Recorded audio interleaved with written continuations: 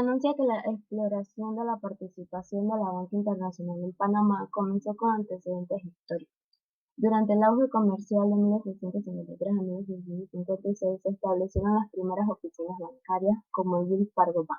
En 1665 se fundó el Banco de Planos, que luego se convirtió en el Banco de Panamá en 1869. En 1867 se creó el Banco de Hermoán. En 1880 se autorizó la creación del Banco del Estado de Panamá con participación mixta.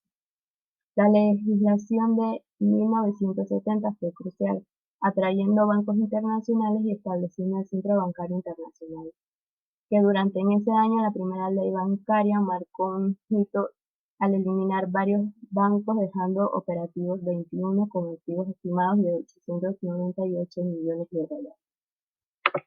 Bueno, yo le estaré hablando sobre la contribución de la banca internacional. El Centro Bancario Internacional de Panamá es un impulsor clave del crecimiento, de la inversión y el empleo consolidado en Panamá. Como una de las economías más sólidas de la región, ha desempeñado un papel fundamental en el progreso sostenible de la nación, facilitando el acceso de la población y servicios financieros, generando oportunidades para la adquisición de bienes y servicios en el desarrollo y la mejora de la calidad de vida.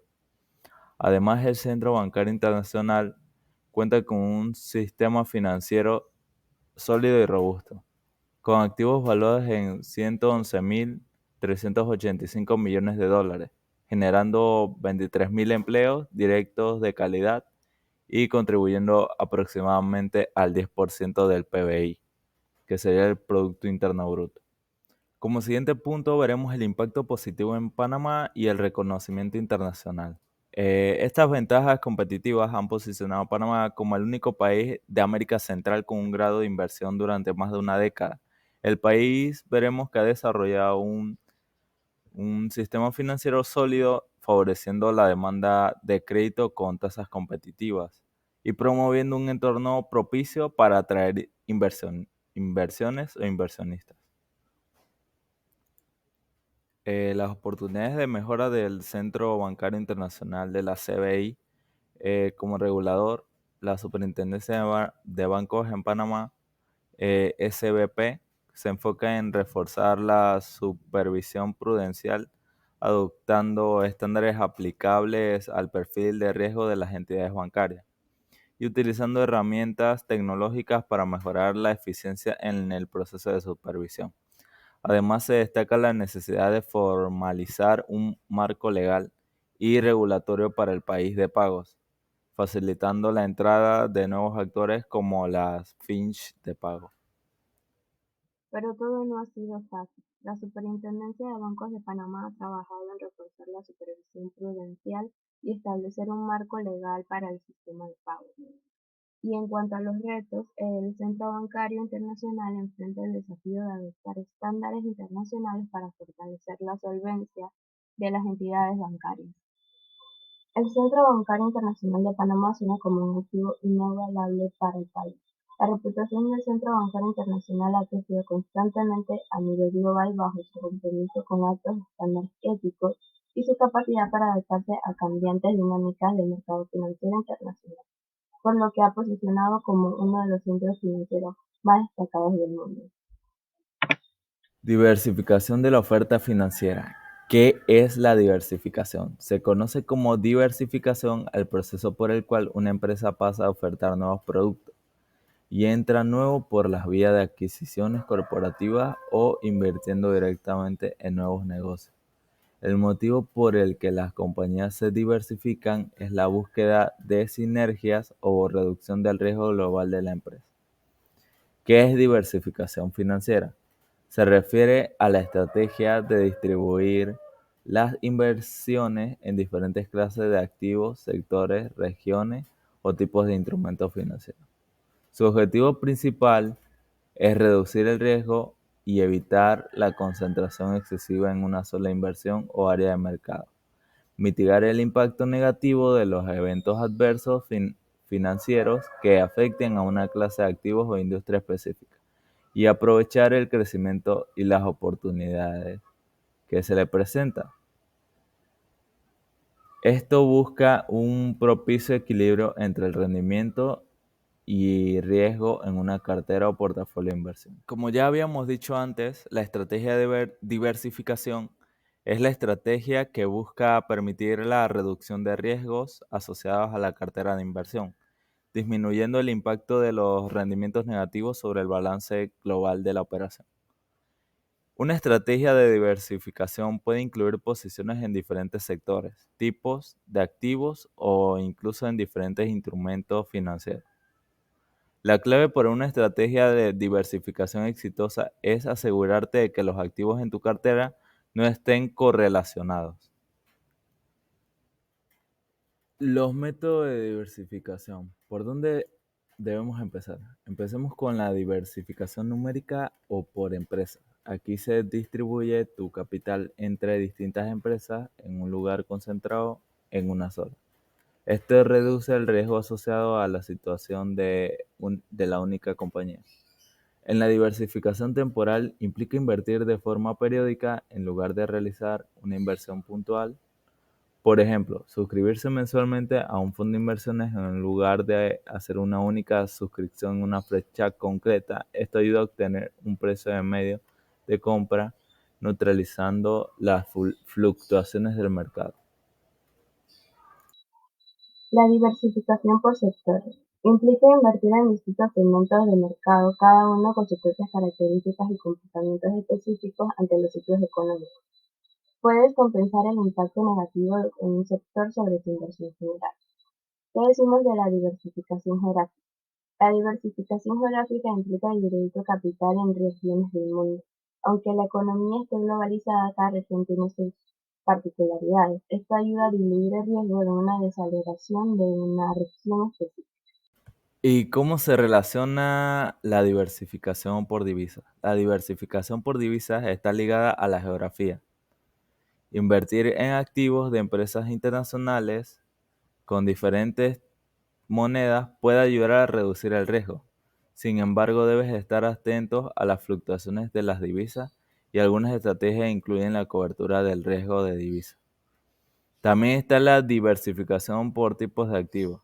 Si es uno de los métodos más utilizados, consiste en combinar activos en diferentes categorías como renta fija, variable o divisa. Una cartera bien diversificada debe tener un porcentaje equilibrado de cada tipo de activo. Entendemos que la diversificación es esencial, pero ¿cuáles serían los riesgos de diversificar en exceso?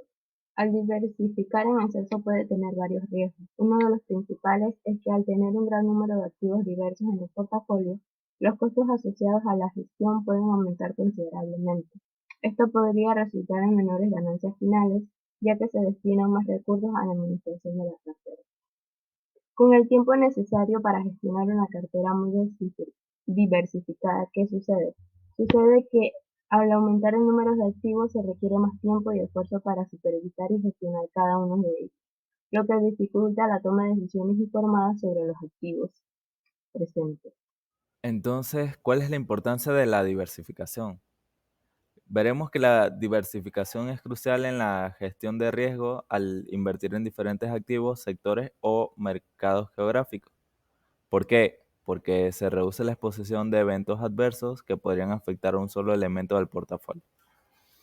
Esto protege el capital y evita pérdidas significativas en caso de mal desempeño en una inversión en particular. Las estrategias de diversificación se expresan de la siguiente manera. ¿Cómo funciona la diversificación a través de diferentes clases de activos?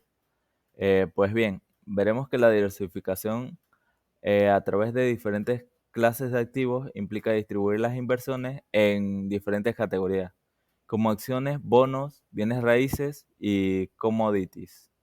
Esta estrategia busca mitigar el riesgo al no depender exclusivamente de un tipo de activo y proporciona un equilibrio en el portafolio. ¿Y qué hay de la diversificación a distintos plazos? Diversificar a distintos plazos implica tener una inversión a corto, mediano y largo plazo. Esto permite que las inversiones a corto plazo potencien las de mediano y largo plazo. Es una estrategia que busca aprovechar las oportunidades de rendimiento en diferentes horizontes.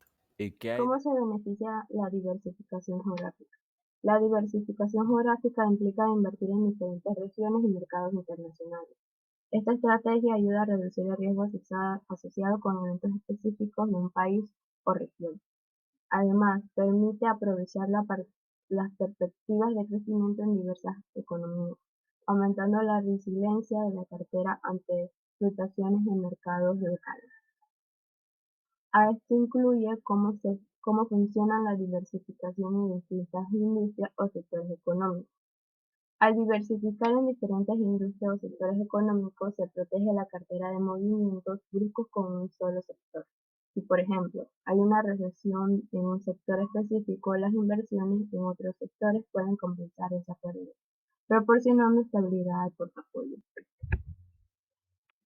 Ahora nos preguntamos cuáles son las desventajas potenciales de la diversificación. Aunque la diversificación reduce el riesgo a largo plazo, puede limitar el crecimiento a corto plazo. Abrir muchas posiciones diferentes conlleva a costos asociados. Además del capital, también requerirá tiempo, ya que la diversificación exige una supervisión regular de la cartera.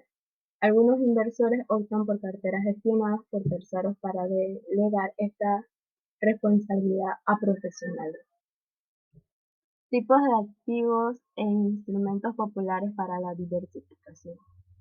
Las acciones son unidades de propiedad de empresas cotizadas en bolsa que son esenciales para diversificar en el mercado de acciones considerando factores como la capitalización de mercado, el sector y la geografía.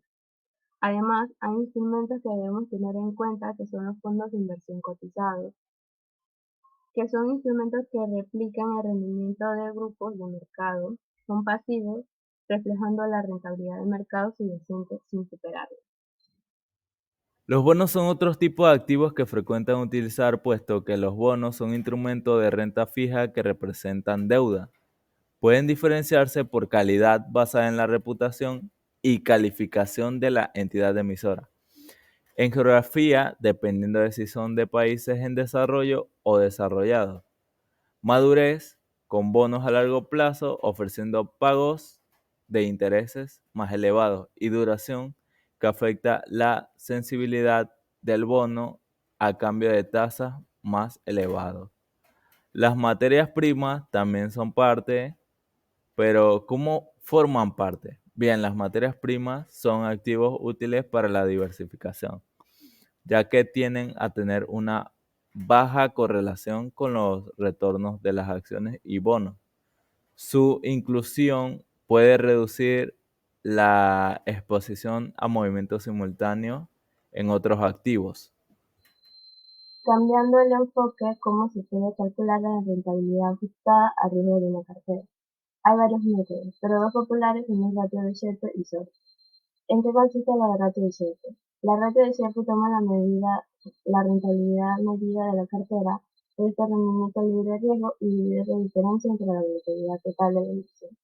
Ayuda a evaluar el rendimiento ajustado a riesgo, que es el tipo de rentabilidad libre de riesgo, que es el retorno teórico que producirá un activo sin haber tenido un riesgo. Podemos verlo en el ejemplo.